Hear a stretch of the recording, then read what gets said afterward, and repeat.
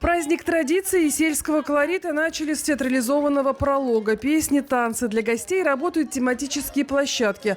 Благодаря этим локациям посетители могли не просто наблюдать, проживать деревенскую жизнь, научиться колоть дрова, заготавливать венки, переносить воду с помощью коромысла, готовить татарские блюда. Душа радуется, что такие масштабные, красивые проекты реализуются на нашей Нижнекамской земле, на многонациональной земле, когда у каждого из нас есть возможность говорить на своем родном языке, когда у каждого из нас есть возможность прикоснуться к своим корням, традициям, а мы обмениваемся этим культурным опытом. И сегодня поэтому здесь тоже звучит речь и татарская, и русская. Я думаю, что и других национальностей тоже будет звучать, поскольку Нижнекамск — это многонациональная территория.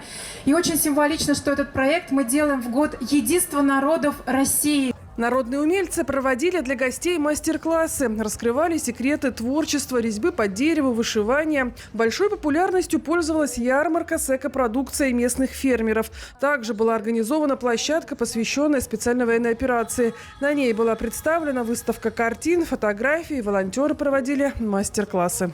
Сегодняшний праздник – это прям по-нашему, по-татарски. Очень весело сегодня, очень много магазинчиков, игр для детей. Мы очень довольны. Спасибо.